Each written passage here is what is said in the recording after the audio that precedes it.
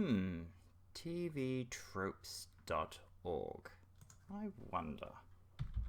Follow your heart.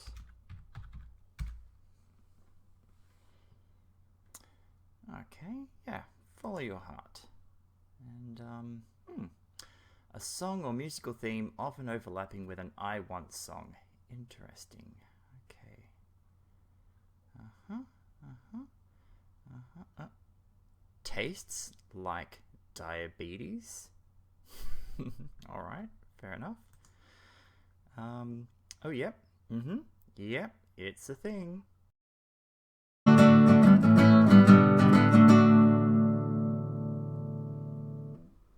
One of the things I've been suggested to me is that instead of using a script, I should just sit down and give you one of my rants. I'm kind of famously known by my friends by my rants and my tendency to go off on a rambly, long political rant. And so I'm just going to try and record myself going off one of my rants. So this is not scripted. I haven't researched it, anything like that. But hopefully it will be insightful, interesting for you. So the other day, someone was asking me if I had a TV or about a TV program, and I said, no, I don't have a TV. I do not have a TV. And they're going, wow, that's really interesting. How come you don't have a TV? And I'm like, well, I've not actually owned a TV my entire adult life. I've never had a TV. So that's well over 20 years, no TV. And this comes up a lot, and people go, well, that's really odd. How come you don't have a TV? Everyone's got a TV. And the answer is, I find TV very subversive. It is full of, I have to say, the people who work in Hollywood or in the BBC or on any kind of online thing, especially Netflix, I think they've got really strange, warped views of the world and morality in general.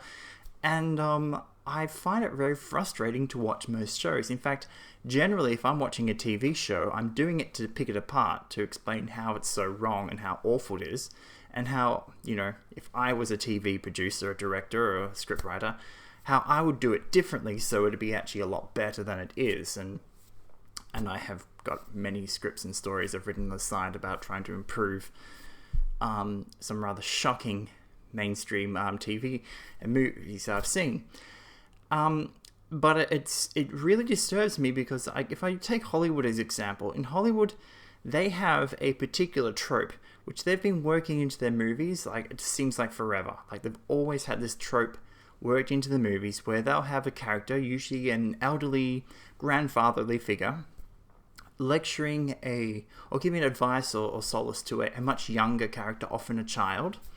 I wonder if someone's actually made a YouTube video about with a montage of all these instances of this trope comes up, where this grandfatherly figure is saying, just follow your heart, just trust your feelings, don't think about it, just act on instinct, just do it, and just trust in your heart and your feeling, let that guide you. And that is a really alarming message that Hollywood puts out and has for decades, and they put it particularly in children's programming, or programming aimed for teenagers, younger people. And it is very toxic, this idea, because it's kind of like saying, look, this brain that you've got, this really brilliant brain that is capable of thinking and reason and logic and mathematics and empathy. Forget that. Pretend you don't have it. Pretend God or nature never gave you this amazing thing, and just follow blind animal instinct as if you're a feral animal.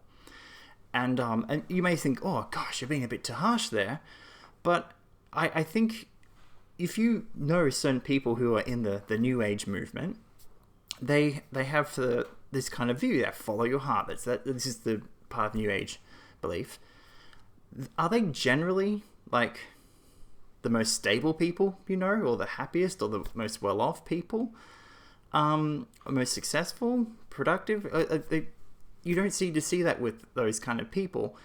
I mean, sure, there'll be exceptions, but generally speaking, your best results will always come from a carefully considered, logical planning of what you want to do with your life. Looking at your strengths, your weaknesses, where you can improve, where you can't improve, so you've just got to work around it. And that's a very cold, logical, rational way. And people who live their lives using their brain, using their reason, their logic, tend to come out a lot better off. And the people who follow their heart and just go with their feelings, they don't tend to do very well. They tend to get into very bad relationships where they're not compatible with the person, they don't have anything in common, they don't know how to communicate, and they often don't even know how to solve the problems in the relationship or be ready to be capable of solving that. And they also tend to have this view that feelings are the problem. Like, I just feel bad, and that bad feeling is the problem. So I just need to, drink or take some sugar or take a drug or something like that to kill that feeling, because that bad feeling is a problem. I just want to have good feelings. It's all about the feelings. And again, that's not associated with being successful or being happy or being productive in your life. And it's like, well, are Hollywood trying to set kids up to fail in life? Like, set them up so they have a miserable adulthood and they don't get anywhere?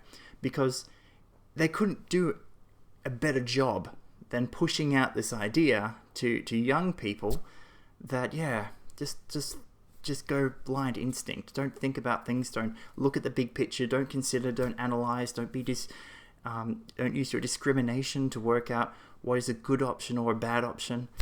No, it's just this blind follow your feeling thing. And I often look at a lot of my clients, and they ask them like how they got into these horrible situations, because they'll be in bad relationships or they're in an awful job or career that they hate.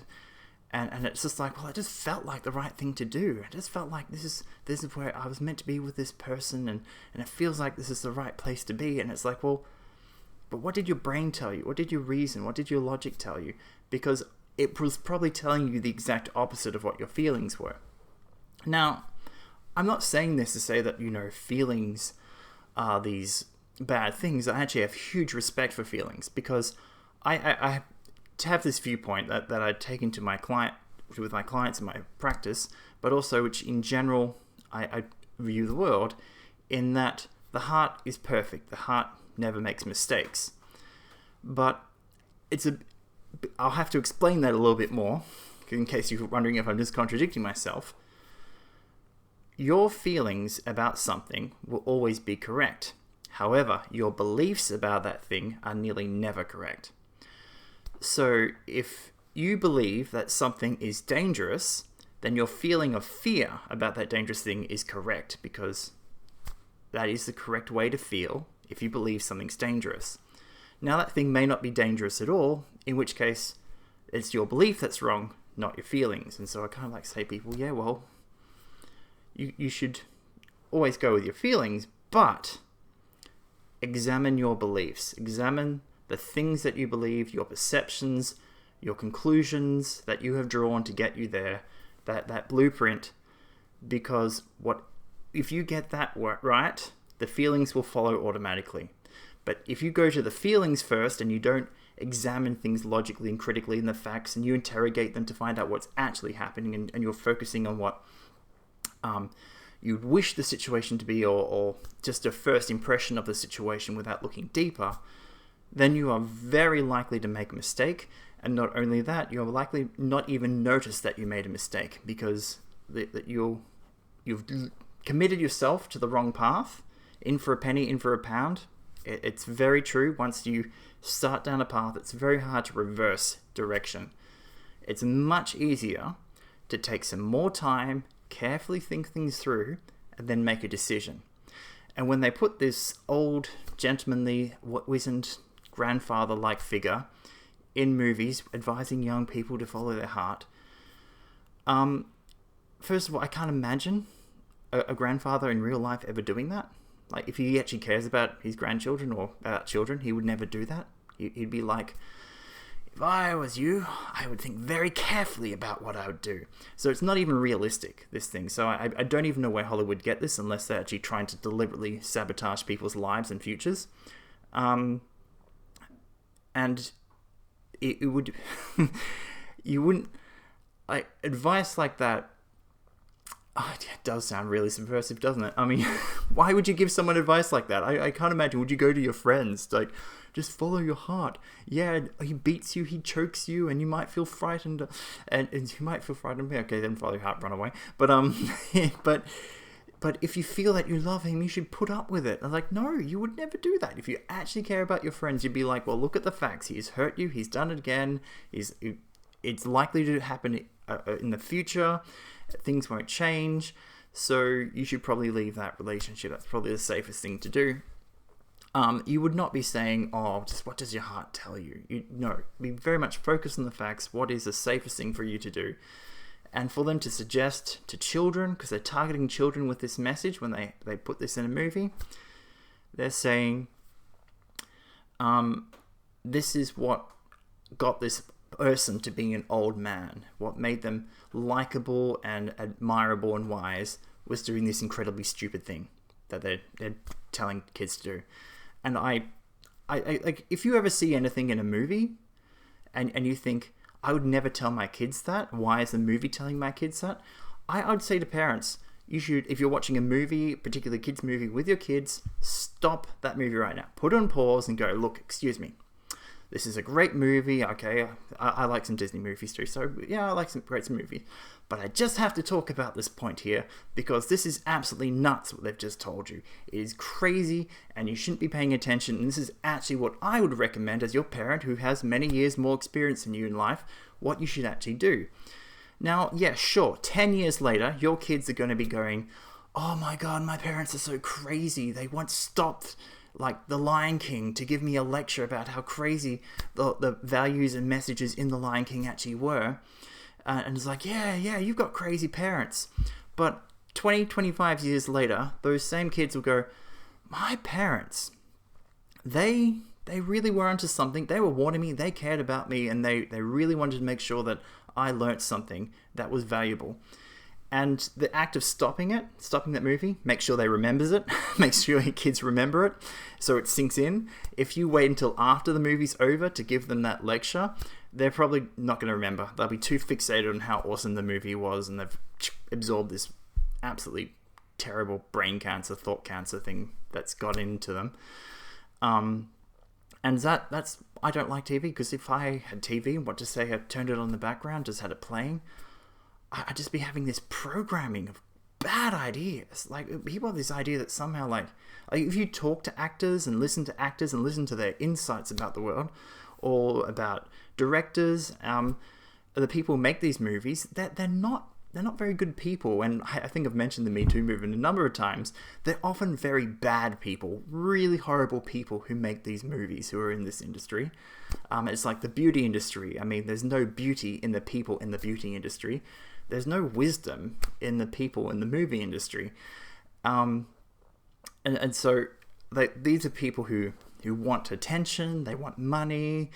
They're not people who actually want wisdom, who want to pass on that wisdom and help other people. That's not what they're there for, and you should be very much aware of that when you're consuming that. And I mean, if I had a TV, I would just be angry all day, because I'd just be hearing all this insane rubbish and gibberish and bad ideas coming through it, and I'd just be here in front of YouTube or BitChute or whatever, just ranting all day about the crazy stuff that I just saw in the latest thing on TV, and I would never get anything done. Anyway, that's one of my rants. I hope you enjoyed my rant. As I said, it's nice to break away from the script. I think the script, knocks me off track a bit. I do seem to have a natural capacity for the rant. Anyway, and if you liked it, please share, subscribe, do one of those things. And until next time, Prospera ad Astra.